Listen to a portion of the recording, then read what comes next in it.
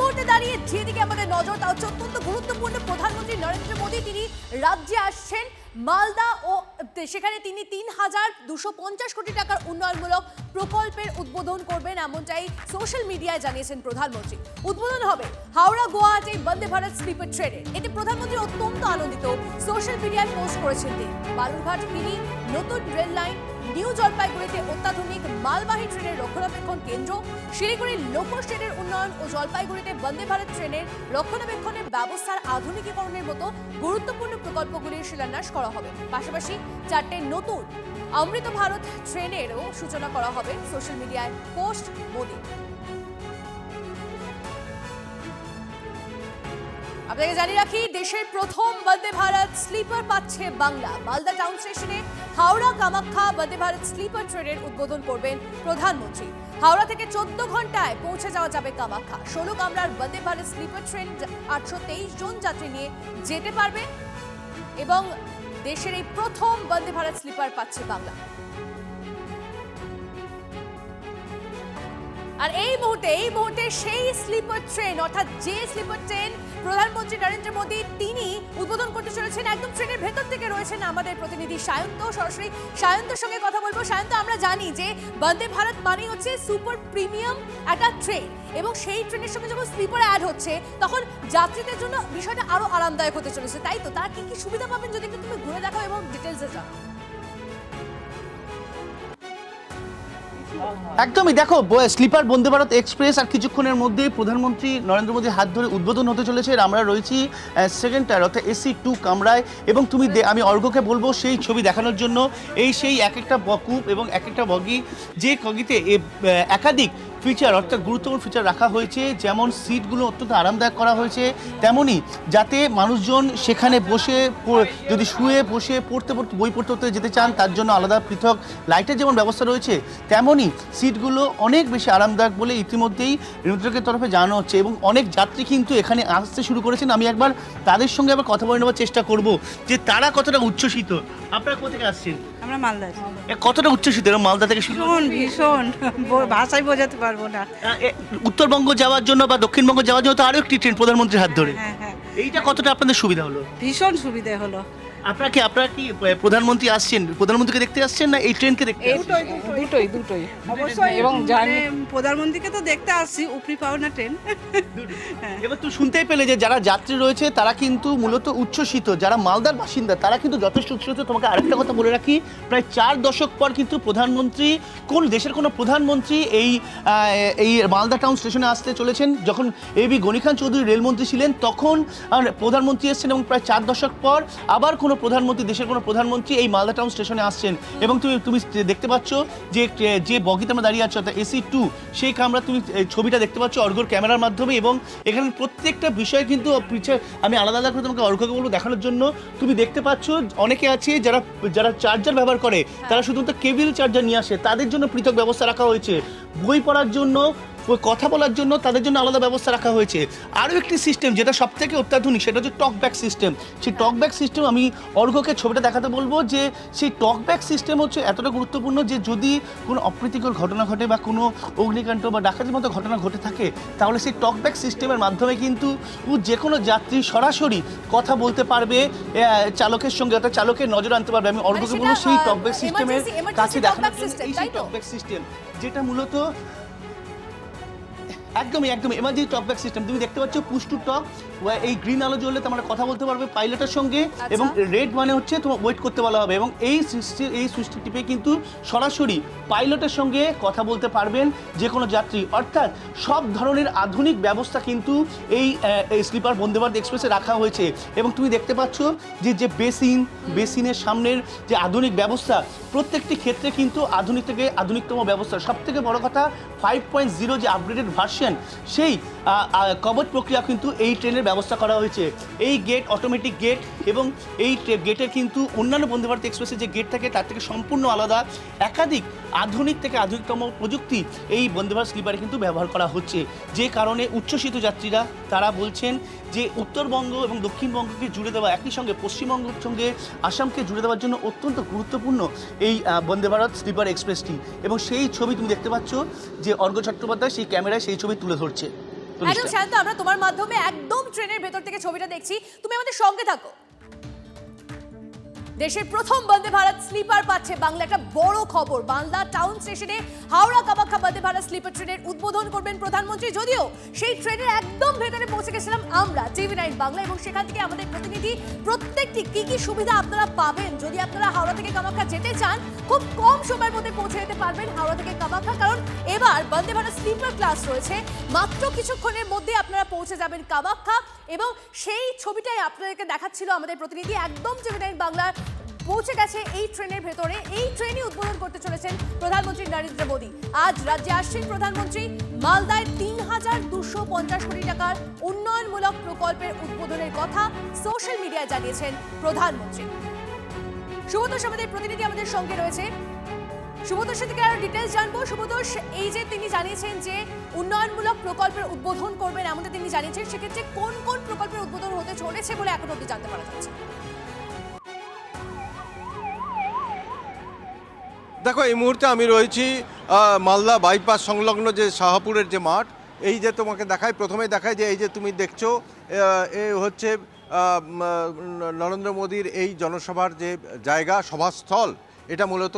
এবং এখান থেকে কয়েক কিলোমিটার দূর পর্যন্ত এই রাস্তা এই বরাবর চলে গেছে, মানে চূড়ান্ত নিরাপত্তার চাদরে একেবারে মুড়ে ফেলা হয়েছে। সাধারণ মানুষের যাতায়াত কোনোভাবেই এখান দিয়ে করা হচ্ছে না এবং পাশ দিয়ে করা হচ্ছে। এবং এর পাশাপাশি তোমাকে দেখায় যে বহু মানুষ ইতিমধ্যেই কিন্তু বিভিন্ন জায়গা থেকে দূর দূর থেকে আজকে সকাল থেকে মানুষ এখানে আসছে। এখানে দুটো সভা হচ্ছে, একটা হচ্ছে একটা সরকারি মঞ্চ এবং সেখানে এর পাশাপাশি তার পাশাপাশি থাকে জনসভার মঞ্চ। সরকারি মঞ্চ থেকে তিনি আরও একটি ডিজিটালি 6টি ট্রেনের উদ্বোধন করবেন প্রধানমন্ত্রী, এবং তারপরে সেই সরকারি মঞ্চ থেকে বেরিয়ে এসে তিনি জনসভায় মানে রাজনৈতিক মঞ্চ থেকে তিনি কিন্তু বক্তব্য রাখবেন। কিন্তু যাই হোক, এই প্রোগ্রামকে ঘিরে, এই নরেন্দ্র মোদীকে ঘিরে, প্রধানমন্ত্রীকে ঘিরে উৎসাহ উদ্দীপনা চরমে, এবং বিভিন্ন দূর দূর থেকে মানুষ আসছে। কোথা থেকে এসেছেন আপনি? আমরা 8 মাইল থেকে এসেছি। হ্যাঁ, 8 মাইল থেকে এসেছি। 8 মাইল থেকে এসেছেন? হ্যাঁ। কি এখানে আজকে আমাদের এখানে বাইপাস সংলগ্নে যশস্বী প্রধানমন্ত্রী শ্রী নরেন্দ্র দামোদর মোদী আজকে আমাদের ভারতের, আপনি কতটা উৎসাহিত? আপনি এখানে, আমরা এখানে এসে অনেক আনন্দ ভোগ করছি। আপনি কোথা থেকে এসেছেন? আমরা একই জায়গা থেকে। হ্যাঁ, আমরা একই জায়গা 8 মাইল থেকে। আমরা একই জায়গা থেকে এসেছেন। এখানে কি প্রধানমন্ত্রীকে দেখতে? হ্যাঁ, প্রধানমন্ত্রীকে দেখতে, একজন ভারতের একটা প্রধানমন্ত্রী আমরা দেখার জন্য মানে খুবই উৎসাহিত আমি। খুব বুঝতেই পারছো, এখানে বহু মানুষ এখানে কিন্তু দূর দূর থেকে এসছে, কেউ 8 মাইল থেকে এসছে। এবং শুধু তাই নয়, মালদাতে তো নয়, আশেপাশের যে 4 জেলা 5 জেলা রয়েছে সেখান থেকেও কিন্তু মানুষ আসছে। এবং তোমাকে দেখায় যেহেতু এই এত সিকিউরিটি রয়েছে এবং তার পাশেও কিন্তু দূর দূর থেকে কিন্তু বহু মানুষ, যারা সকলেই কিন্তু কোনো দলীয় সমর্থক নয়, দলীয় কর্মী নয়। এর পাশাপাশি আমরা সভাস্থল দেখতে থাকবো। তবে আপনাদেরকে জানিয়ে রাখি, আমরা কাউন্টডাউন করছি, এই বোটে আর মাত্র 1.5 ঘন্টা বাকি রয়েছে, তারপরেই প্রধানমন্ত্রী নরেন্দ্র মোদী আসতে চলেছেন।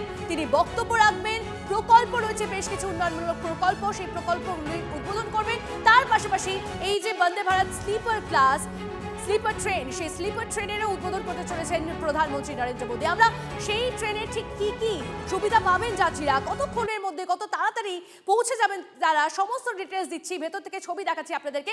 ছবিগুলো দেখতে থাকুন। আজ রাজ্যে আসছেন প্রধানমন্ত্রী নরেন্দ্র মোদী।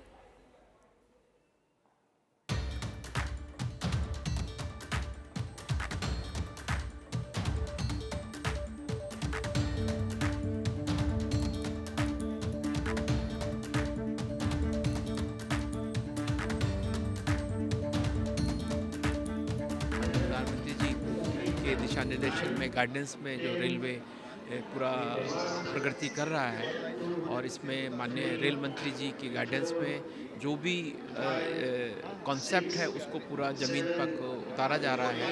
और ये सब उसका प्रतीक है कि हम लोग यात्रियों को अच्छी से अच्छी सेवा दे पा रहे हैं, और आगे भविष्य में भी ऐसे और नए से नए प्रयोग किए जाएंगे। और जैसा वंदे भारत स्लीपर ट्रेन का आपको पता होगा कि इसमें कोई VIP कोटा नहीं है।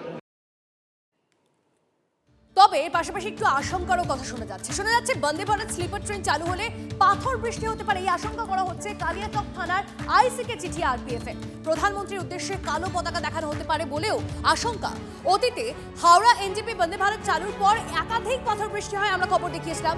বিভিন্ন সময় হামলায় ক্ষতিগ্রস্ত হয়েছিল এই প্রিমিয়াম ট্রেন, আর সেরকম ভাবে আজও সেই আশঙ্কা রয়েছে। অর্থাৎ বন্দে ভারত স্লিপার ট্রেন চালু হলে পাথর বৃষ্টির আশঙ্কা করা হচ্ছে। কালিয়াচক থানার আইসিকে চিঠি আরপিএফ এর।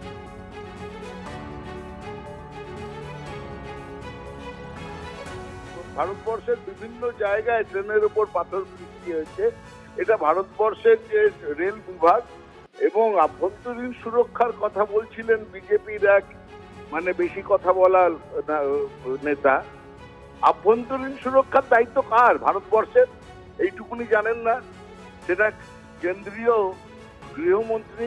আভ্যন্তরীণ সুরক্ষা একদম পূর্ব প্রান্তে থাকা পশ্চিমবঙ্গের দায়িত্ব। তা ছেড়ে দিন না, বলে দিন কেন্দ্রেতে আমরা থাকবো না, মমতা বন্দ্যোপাধ্যায় আভ্যন্তরীণ সুরক্ষা দেখবেন। দিন না, হাতে দায়িত্ব দিন, দেখুন আমরা দেখে নিতে পারবো।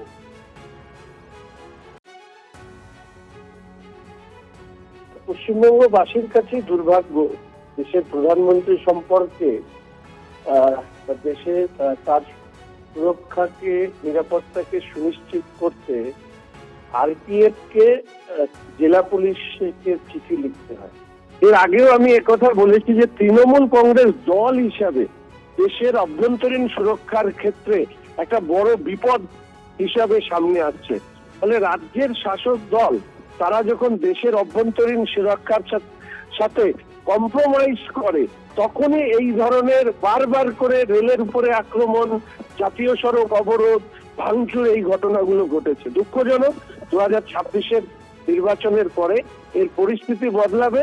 দেশের অন্যান্য রাজ্যের যে প্রগতি বা উন্নতি হচ্ছে তার সাথে পশ্চিমবঙ্গও জুড়ে যাবে।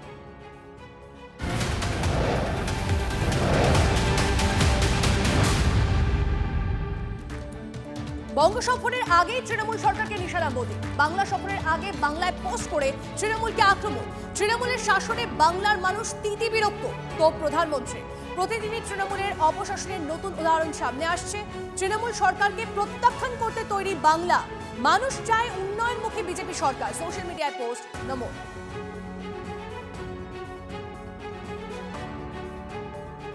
মোদীজিকে আমি ধন্যবাদ জানাবো। মোদীজি প্রতিবার নিয়ম করে সেই গালিগালাজগুলো করেন, বাংলার মানুষ এগুলো লক্ষ্য করেন এবং তিতিবিরক্ত হয়ে নরেন্দ্র মোদী সরকারের অত্যাচারে অতিষ্ঠ হয়ে বাংলার মানুষ ওনাদেরকে বিদায় জানান। গতবার বলেছিলেন 2 মই দিদি গেই, 2রা মে ফল বেরিয়েছিল 2021-এ। নরেন্দ্র মোদী 1.5 বছর আর এবার বাংলা মুখ হয়। গতবার বলেছিলেন আপকি বার 200 পার, বাংলার মানুষ মমতা দিকে 200 পার করে। লোকসভায় বলেছিলেন ইস বার 30 পার, বাংলার মানুষ মমতা ব্যানার্জিকে প্রায় 30টা আসন 29টা আসনে জয়যুক্ত করেছিল। এইবার যখন তৃণমূলের অপশাসন ইত্যাদি কথা বলছেন, বিজেপির সরকার গঠনের কথা বলছেন, তার মানে তখনই আমরা নিশ্চিত যে তৃণমূলের সরকার গঠন হয়ে গেছে।